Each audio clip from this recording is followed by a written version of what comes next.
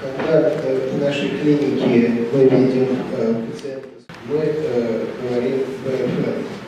А когда мы говорим ПФМ, мы всегда вспоминаем Мартина Шраппа, ведущего специалиста, знатока в этой области, в области лечения пациентов с острым лимфобластным лейкозом.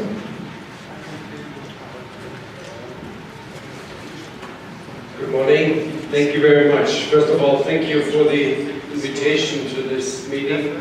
My first time attending this type of congress, and I'm already very pleased by the discussion and the things that we are hearing here. I would also like to encourage you to ask as many questions as possible, not only here, but also during the coffee break, during lunch, and so forth. Because you said it at the beginning, we should come here with a positive way in discussing and exchanging ideas. This is really important. I fully share this thought. I will not give you a complete overview of BFM strategies in leukemia treatment. I really would like to focus on some issues that have been in the main forum of our discussion lately, because I'm sure you are so familiar with the BFM protocol. You don't need to hear the whole history again. You're probably more interested to listen to or to share with me some thoughts on recent developments. So in any presentation, I think one should disclose any relationship to companies, because it's not a shame to get support from companies, but it should be an open discussion. And now you have seen it, and here's the status quo. I will share some recent results and very recent studies. I want to share with you some interesting and surprising observations we have made to correlate MRD response and some molecular signatures. And then I would like to explain briefly what we are planning in the new study that just started a few days ago. This was certainly an important study here in the late 90s, in which 4 countries, the Netherlands, Austria, Italy, and Germany, got together and looked prospectively at the value of minimal residual disease. MRD is now shared by everybody. We will hear more presentations about it also from your side later in the day. But this was an extremely important study where we looked prospectively at several time points during the course. I'm not sure if you can see anything there. At several time points during the treatment, we looked at the levels of minimal residual disease, but the data were not released to the clinicians, so this was analyzed several years later. So all the patients received the same treatment. And to make a long and complicated story short, at the end of induction at week 5 and at week 12, time points 1 and 2, we found out that these are the most relevant time points to define new risk groups. And the new risk groups are very stable risk groups, because for the first time we found such a huge low risk group shown here in the green line, and we also found a very bad high-risk group, small group, and this was really novel finding for us. Distribution of patients and the distribution of relapses was complete new information. However, this was a very small study. Only 129 patients fulfilled the criteria to analyze the data.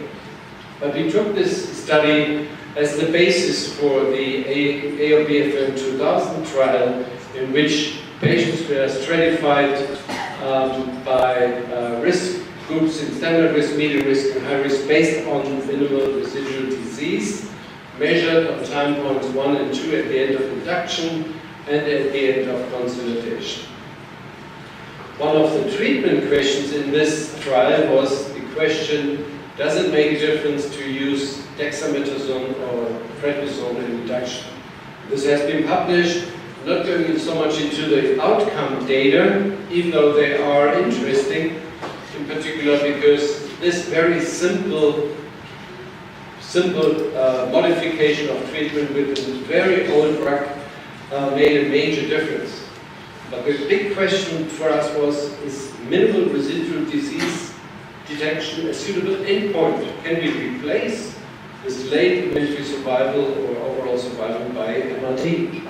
And this is a huge patient number, 3,740 patients a lot. And here's again the protocol 1A, you're familiar with this. Dexamethasone was used in the standard dose of 10 milligrams per meter square per day, as we use it in delayed intensification protocol 2. And prednisone was used with 60. The rest was all the same as previously been described. And the biggest achievement was the reduction of relapse. You see the number of relapses down there. 229 relapses occurred in patients who had dexamethasone induction, and more than 300 relapses occurred in patients who had prednisone. This is the biggest improvement we have ever seen with a very simple single intervention in any of the BFM trials. So this looks small on the slide, but it's a major achievement. Unfortunately, this came at a price which was too high. The toxicity associated with dexamethasone was too much. In particular, it was painful in subsets of patients, such as TEL-1 positive patients, basically who can all survive, but they don't need this level of toxicity. It's too much. That's why we gave it up. Later on, we only continued to use dexamethasone in patients with T-cell leukemia. But still, the reduction of relapse was dramatic. So is it reflected in MRD levels? MRD at the end of induction. The dark blue is the patient with high levels of MRD at the end of induction, DEXA versus PRED. Then we have the intermediate levels, and we have the MRD negatives. The numbers are not identical, but they are very similar. If you use this chi-square test, it's statistically significant, but still, in my mind, this is not a very convincing MRD outcome result. MRD seems to be too similar in the two subgroups. So our conclusion is we find minor differences in MRD following induction, when we use DEXA or PRED, but we find major differences in relapse incidence. So I think MRD is not a good surrogate endpoint defining clinical efficacy. It gives you a hint in activity, but not in outcome efficacy. We looked at an additional point in this study. We felt that patients who are defined by MRD negativity after induction and confirmed after consolidation, that these patients may need less delayed intensification. And this was published earlier this year, and we looked at these patients, the best group here. 43% of the patients carry no MRD at the end of induction. And we compared protocol 3 and protocol 2. That was a significant reduction in treatment, 30% less DEX, 50% less vincristine, 50% less doxorubicin, 50% less cyclophosphamide, and also a shorter duration of the product. So we were very optimistic, this is no problem, you can do it. But this is the big advantage of a big randomized study. It can be different than what you can expect. And here's the result. After a long follow-up, the reduced intensity arm had unfortunately more events. Not only a small number of events, not 5 events, 62 versus 42. This is significant. This is unexpected outcome. This would not have been detected if it would have been a non-randomized study. You made the point, Stuart. That's why we need randomized clinical trials. If you do multivariate analysis and you go into all the subgroups, even though the study was not powered for this, in all the subgroups, the more intensive arm in protocol 2 was more successful. It was really bad in patients over 10 years of age, coming and pointing to the AYA group. Patients who are in this age range they definitely need the more intensive intensity, as shown here for the red curve. If they had protocol 2, they did much, much better. Okay, another story in BFM is what is our population of high-risk patients. And if you look over time, and here you see the different studies, study 86, study 1995, 2000, 2009, our high-risk group is getting bigger and bigger. And you know, the secret in statistics is if you put everybody into the high-risk group, the outcome will automatically improve. This is the funny thing. If you put more and more patients in there, even though they are only relapsing, let's say, at a rate of 10 or 20%, the results will go up. So this is a very dangerous instrument. But nevertheless, there's new knowledge, for example, MRD, cytogenetics, response, and that's why the high-risk group is getting larger. You see the red pieces here on the slide. The high-risk group is now more than 20% in our last study, 2009. And the big question is, do we do something good for the patients when we move them to the high-risk group? Here you see the same story in a different schema. More recently, that's the red part of the bar. The high-risk group is around 20%. And the big question is it good or is it bad for the patient? At the same time, by the way, the standard risk group also got bigger. Why did it get bigger? Because we're using combination of PCR and flow MRD detection to allow entry into the standard risk group. Yes, it seems that the treatment of high-risk patients with more intensive regimen improved outcome. We are not the only ones who showed this. Big question is the toxicity associated with this justifying this move? This is not published yet, that's why we are still working on the final analysis. We also looked at many interventions in the intermediate risk group, which has been the largest group and which also comprised most of the relapse. We looked at additional asparaginase in protocol M, additional RC in protocol M, pulses and maintenance. And then we looked at double delayed intensification in the 2000 study in intermediate risk patients. Let me be honest, none of this worked. Fortunately, we did it randomized, so we are sure it's not working. Otherwise, you would say, maybe different stratification, blah, blah. But this is randomized, so it's clear-cut, many patients, huge numbers, and therefore finished. We don't need to repeat this. So what can we do for new trials? We had a big discussion with different people over 2 or 3 years recently. We realized all post-induction interventions have failed to improve outcomes, thanks to randomized studies. We were also in complete consent that we cannot increase toxicity.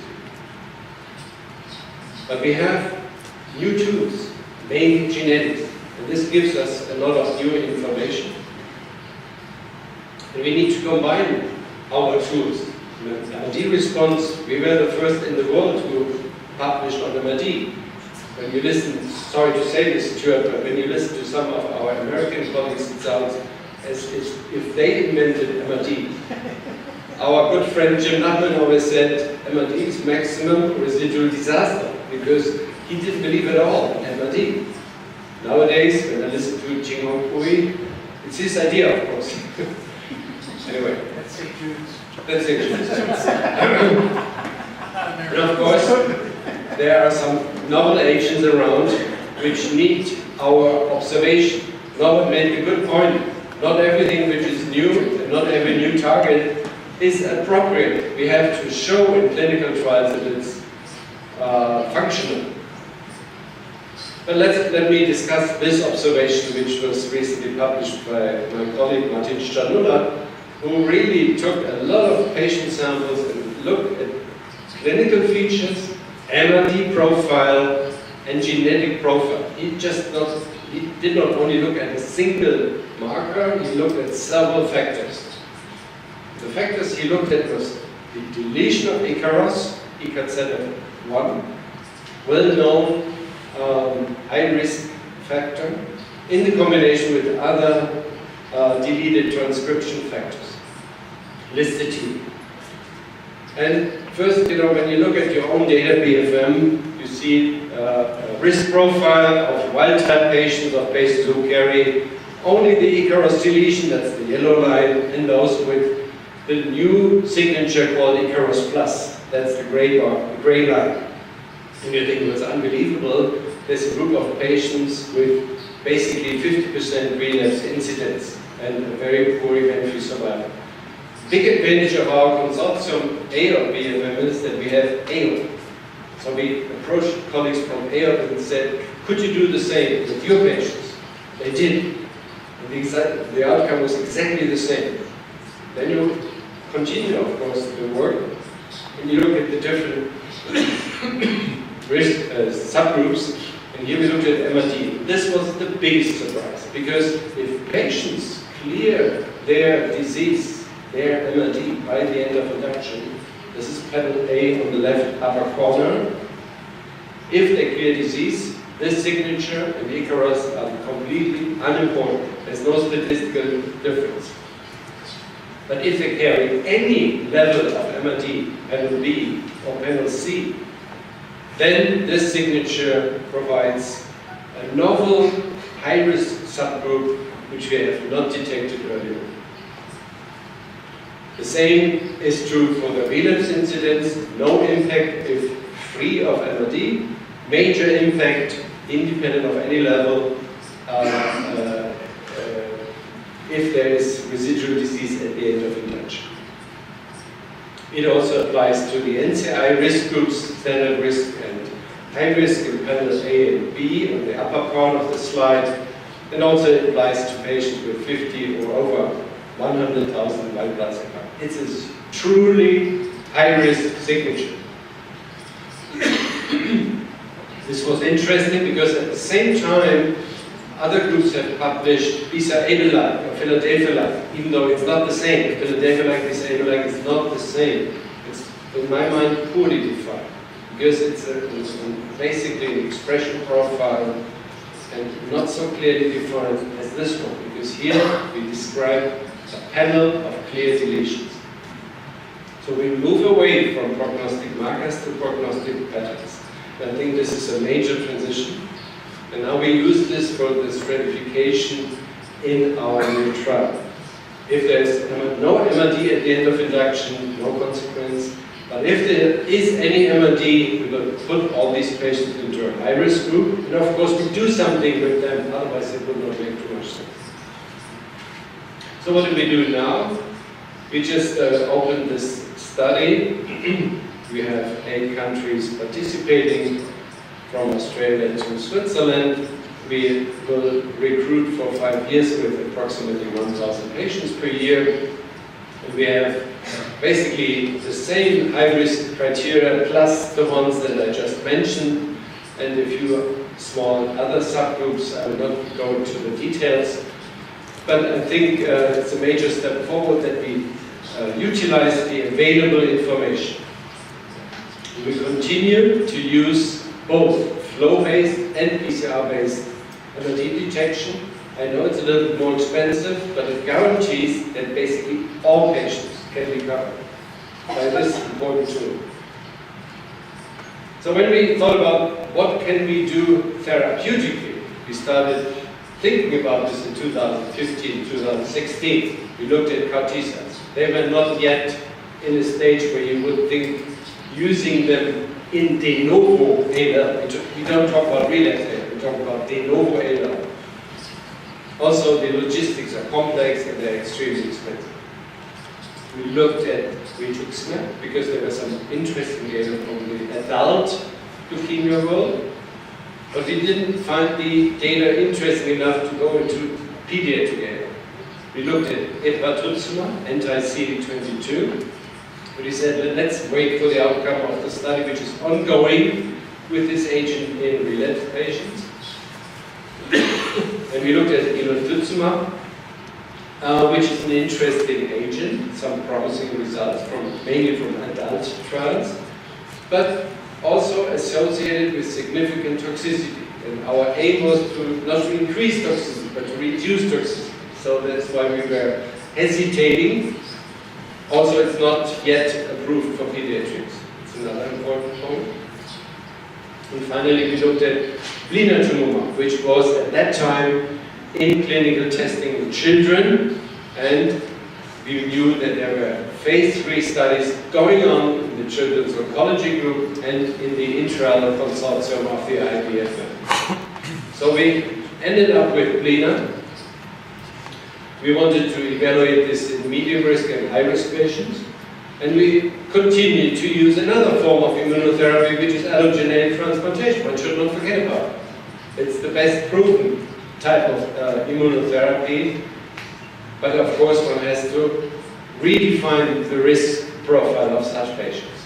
Blina is known to you, it's a T-cell engager, basically links the cytotoxic T-cells to the leukemic cells. The phase 1-2 study in pediatrics was just published 2 years ago. It looked quite promising. The adult study was published, which showed it's even more effective in patients who are only carrying MRD. So the start point is good. It's the anti-leukemic activity has been demonstrated. The response rate is extremely high. The toxicity is limited if patients do not carry overt disease but only minimal disease, as it is in our study.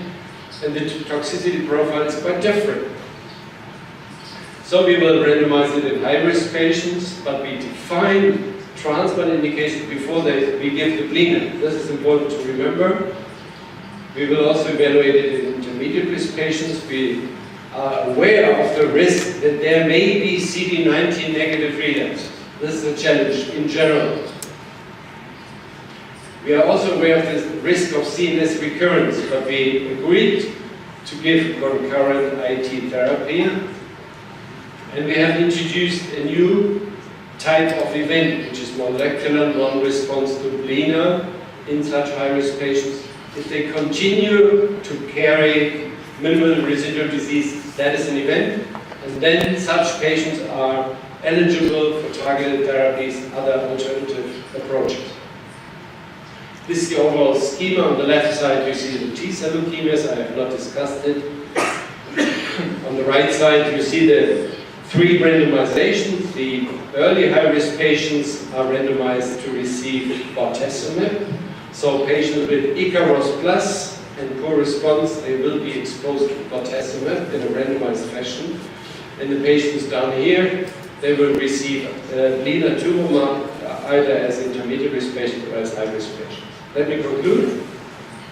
Our new trial requires a modified workflow in timing and genetic diagnostics.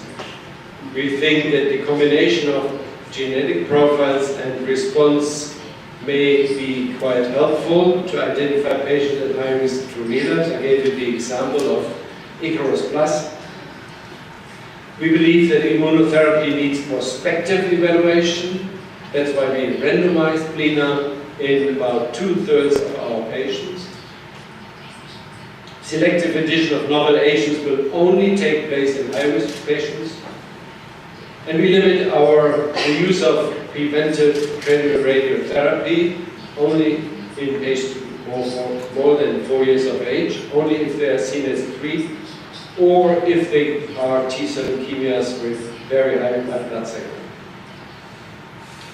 Before I stop, I would like to update you with 2 slides on SIOP Europe.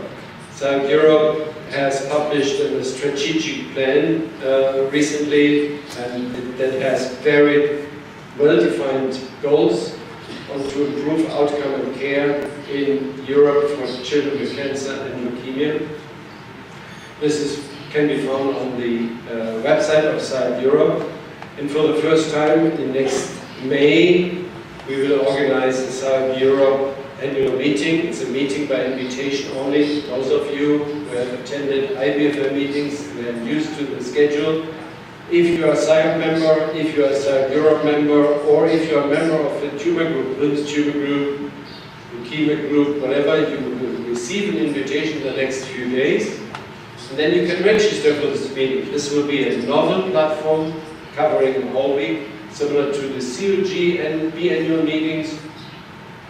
And we hope it will be a very productive type of interaction. This is a picture of my group in Kiel, and this is where I'm coming from. I would like to thank lots of people in participating countries and in brainstorming groups and in the reference laboratories. And I thank you for your attention.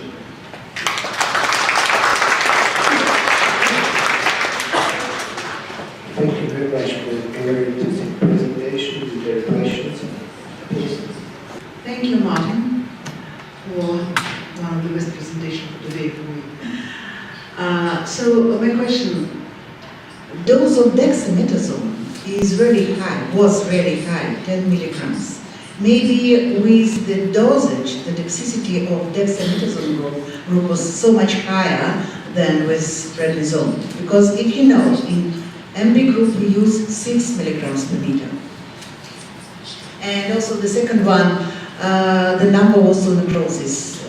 Not in this dexamethasone comparison, but number of osteonecrosis in prednisone, VII International, maybe no. To your first question, Olga, this is of course a big issue. What is the equivalent dose of 60 milligrams of prednisone? Because that was our gold standard, 60 milligrams of prednisone per day. And we asked many people. They said, well, it's probably 9.2 milligrams. We said, well, then let's use 10 milligrams of dex, how we use it in protocol 2. I know that you can get leukemias into remission with 6, or probably even with 2 milligrams. But everybody we asked said 6 milligrams is not the same as 6 milligrams of prednisone. 6 milligrams may be equivalent to 40 milligrams of prednisone. There have been studies like this in other study groups. It's not only the total dose, it's also the time of exposure. And I'm sure there may be a way to apply dexamethasone successfully without this increased toxicity. For example, if you would not use anthracyclines in induction, you may be on the safe side. And we discussed it. Actually, originally, to be honest, in the new trial, we wanted to repeat it, but the authorities did not let us. And the statistician in the review board said, no way, 4 randomizations, 5 randomizations, forget about it. So we had to give it up. The second question, osteonecrosis. DEXA and prednisone treated patients have exactly the same. So I don't know where this data come from. They are not from our side. I know some data from the COG, but they use DEXA all the time during delayed intensification, augmented, and then during maintenance in particular. And the use of steroids during maintenance makes a difference. We don't use any more steroids during maintenance. Osteonecrosis, I fully agree with you, is in my mind, most serious long-term side effect. I'm not sure if it's only steroids, to be honest. I think there are some other agents which are under suspicion here. I will not go into detail. One more question. Professor Schrappe, for your talk. In your slide, the new high-risk criteria of 2017 protocol, I noticed that you put also the infants under 1 year of age. Does it mean that interfund is over, or your BFM would just quit? Yeah, a good point. The interfund study was closed by the end of 2016. It's not open. There's no open interfund study at the moment. Interfund is in a long interim period. We thought, why do we treat infants outside of clinical trial? And we thought about the different questions, for example, glioblastoma is probably also good for infants. That's why we contacted what Peters called it, well, as long as there is no interfund protocol, we will put them into the ALBFM study.